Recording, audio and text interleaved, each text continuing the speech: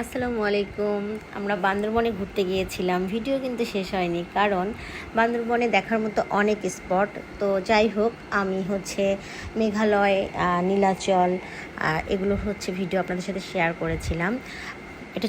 ওগুলো ছিল আমাদের বান্দরবনের প্রথম দিনের ঘোরাঘুরি। দেন এটা দ্বিতীয় দিন, খুব ভোরে উঠতে হয়। এই দিন আমরা যাচ্ছিলাম নীলগিরিতে। এই জায়গাটা জাস্ট অসাধারণ। যারা গিয়েছেন তারা তো জানেনই, যারা যাননি তারা অবশ্যই যাবেন ইনশাল্লাহ। এই দিন এখানে ঘুরতে যাওয়ার জন্য চাঁদের গাড়ি ভাড়া করতে হয়। তো দুজন হইলে আপনি সিএনজি নিয়েও চলে যেতে পারবেন, কিন্তু সিএনজিতে আসলে এত মজা পাওয়া যায় না, যেটা সত্য কথা। রাস্তাগুলোর সৌন্দর্য আসলে মনে হয় যেন এই পথ, আমার বারবারই শুধু এই গানটা মনে হচ্ছিল, এই পথ যেন না শেষ হয়। আসলেই এত বেশি সুন্দর, এগুলো আসলে মুখে বললে হবে না। তো যাই হোক, যতটা পেরেছি ক্যামেরায় ধারণ করার চেষ্টা করেছি। রাস্তাগুলো খুব রিস্কি, ভিডিও করাটাও অনেক টাফ ব্যাপার। এই গাড়িগুলোর পিছনটা খোলা থাকে, আর এই গাড়িগুলোতেই চড়তে ভালো লাগে, কারণ আপনি তাহলে দুই পাশের সৌন্দর্য দেখতে দেখতে সুন্দরভাবে যেতে পারবেন। তো এই গাড়িগুলোতে 5 থেকে 6 জন উঠা যায়। তো যাই হোক, আমরা এই গাড়িটা ভাড়া করে নিয়েছিলাম। আগের দিন সন্ধ্যায় কন্ট্যাক্ট করতে হয়, দেন খুব সকালে উঠতে হয়। আমরা উঠেছিলাম ঠিক 4টায়, রেডি টেডি হয়ে ঠিক 5:30টায় বের হয়ে পড়ি।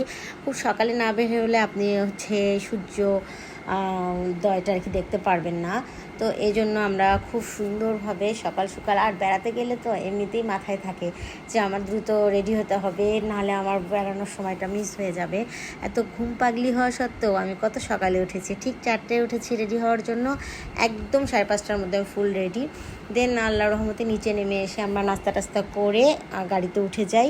এই তো সৌন্দর্য উপভোগ করতে করতে যাচ্ছিলাম, জাস্ট অসাধারণ। এখনও মনে পড়লে মনে হয় যেন এখনই চলে যাই। এই তো আমার জামাই খুব এনজয় করতেছিল। আসলে এই জায়গাগুলো এনজয় করার মতো, উপভোগ করার মতো। আমি শুধু বলতেছিলাম যে এখানে যদি আমার একটা বাসা হতো, বারবার এই কথা বলতেছিলাম। তো আসলে খুব খুব বেশি ভালো লাগে, বলার মতো না। জীবনটাকে অন্যরকম লাগে, মনে হয় যেন আল্লাহর অপূর্ব সৃষ্টি। একটা পাহাড় দেখলেই আলাদা একটা শান্তি লাগে, আর সব কিছু মনে হয় যেন সব চিন্তা, সব কিছু পিছনে ফেলে আসছি, আর জীবনটাতে শুধু শান্তি আর শান্তি। এরকম একটা খুব বেশি ভালো লাগে, আর মনে হয় আমার বারবারই যেন ওখানেই থেকে যাই আর ফিরে না আসি। তো যাই হোক, আমরা খুব উপভোগ করতে করতে যাচ্ছিলাম।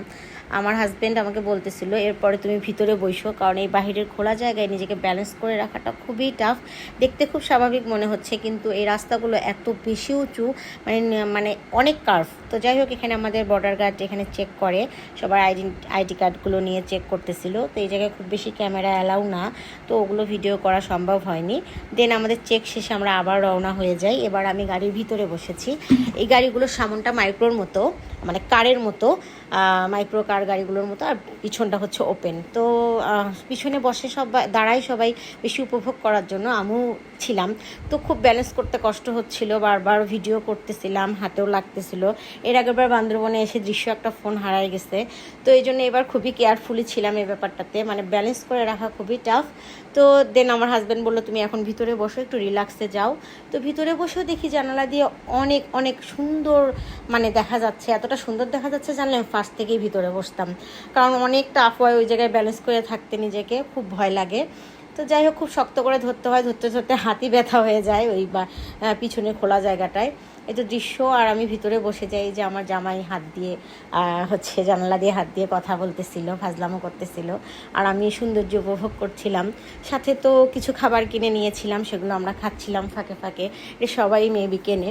তো যাই হোক, খুব বেশি ভালো লাগার অভিজ্ঞতা এখানে, যেটা কিনা আমি সত্যি বলবো যে অসাধারণ। এই জায়গাগুলোতে যারা বেশি ঘুরতে পছন্দ করে তারা এই জিনিসগুলো আরও বেশি উপভোগ করতে পারে, বুঝতে পারে, আমার কাছে মনে হয় এটাই।